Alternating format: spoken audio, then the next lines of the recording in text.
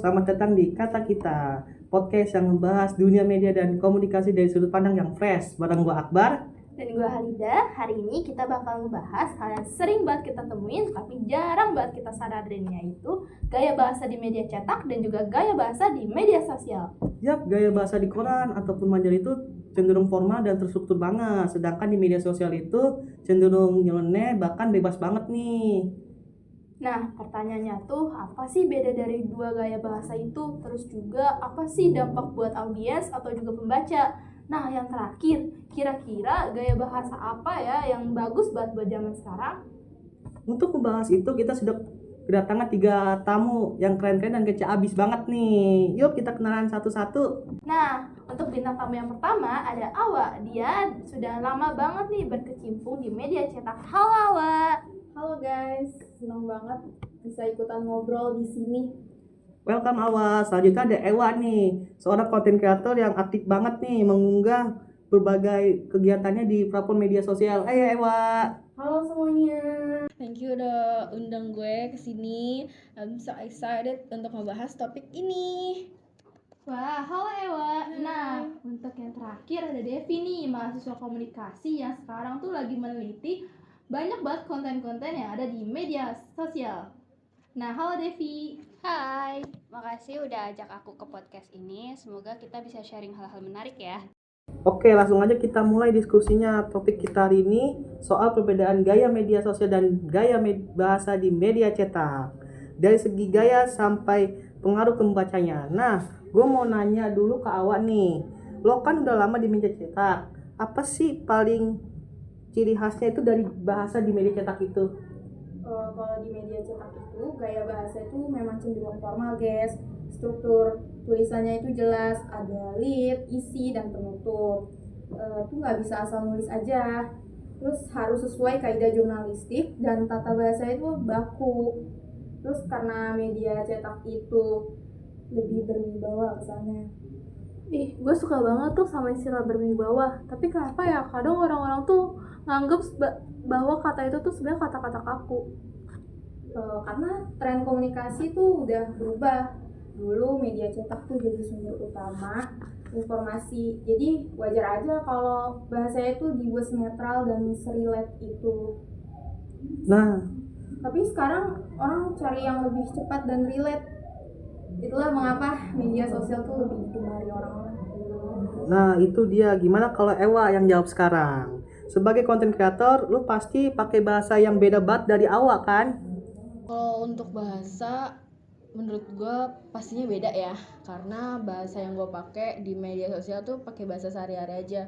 Kadang juga pakai dua bahasa kayak dicampur, bahasa Inggris Indo.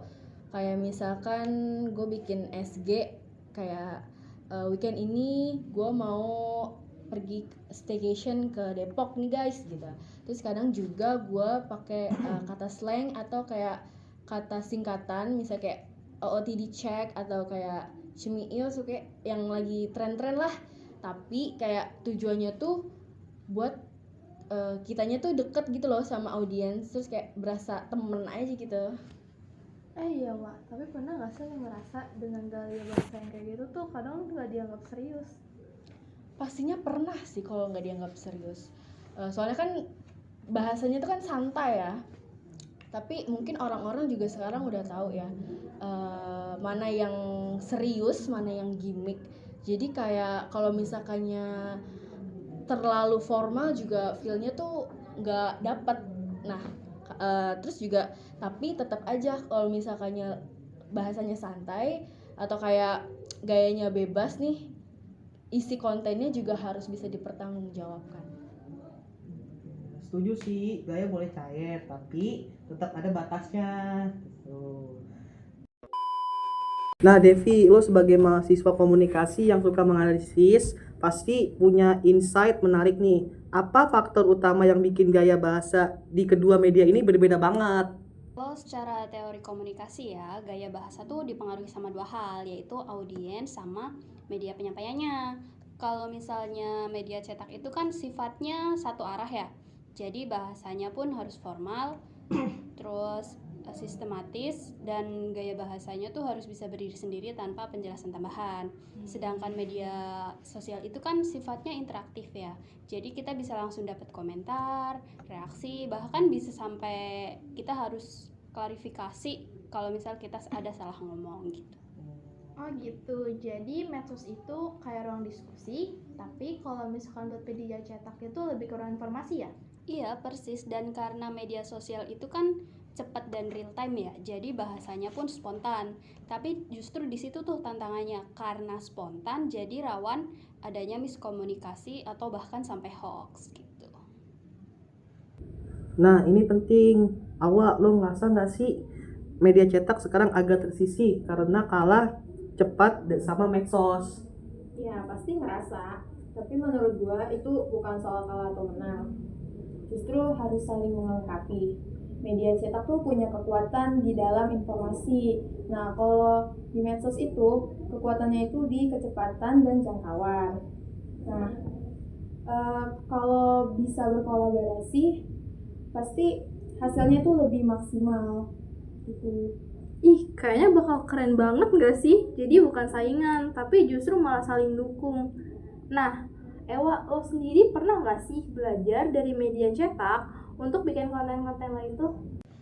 Kalau itu sih udah pasti pernah ya, apalagi kalau misalnya lagi dari topik berat kayak misalnya edukasi atau informasi publik. Jadi gue tetap pakai referensi yang tentunya jelas, tapi gue juga harus ngulik kayak media cetak dulu. Terus habis itu kayak gue ubah nih bahasa-bahasanya biar kayak di share di medsosnya tuh kayak lebih enjoy aja, tapi nggak mengurangi faktanya gitu loh, kayak gitulah. Oh, keren. Itu keren sih. Jadi lo gabungin yang formal dan informal gitu. Ya betul banget. Dan itu menurutku contoh komunikasi yang cerdas sih, bisa adaptif. Karena sekarang kita nggak bisa pakai satu gaya bahasa aja, harus fleksibel tergantung audiens dan konteksnya. Betul. A few moments later. Ngomong-ngomong soal konteks nih, kalian pernah gak sih ngerasa kadang gaya bahasa di medsos tuh terlalu bebas sampai kadang melewati batasnya? Sering banget sih, kadang itu karena pengen ada orang gitu ya pengen viral, jadi kayak nyentuh hal-hal sensitif yang nggak seharusnya mereka lakuin. Jadi kayak kita sebenarnya tuh harus ada etika dalam bermedia sosial. Jadi kayak nggak hanya dapat hasilnya doang, tapi kayak lu juga harus mikirin dampaknya. Bener banget. Media cetak tuh juga udah mulai belajar lebih fleksibel.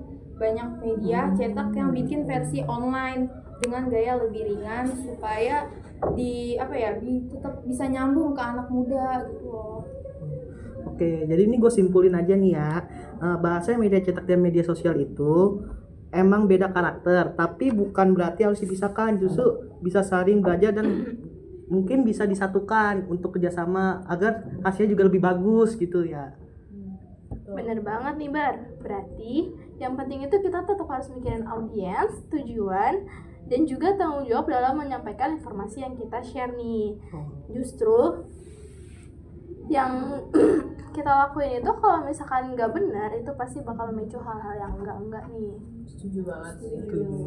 Wah, seru banget ya Kol ya, sharing-sharing kita bersama 3 narasumber kita yang keren dan kece abis ini ya Kol ya.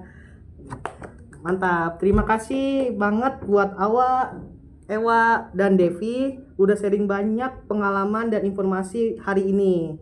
Seru dan mencerahkan banget nih bagi teman-teman yang menonton dari rumah ataupun dari menonton langsung di studio kita. Dan buat kalian pendengar dari kata kita, jangan lupa follow media sosial dan share ke teman-teman kalian. Sampai jumpa di episode selanjutnya. Dadah. Dadah.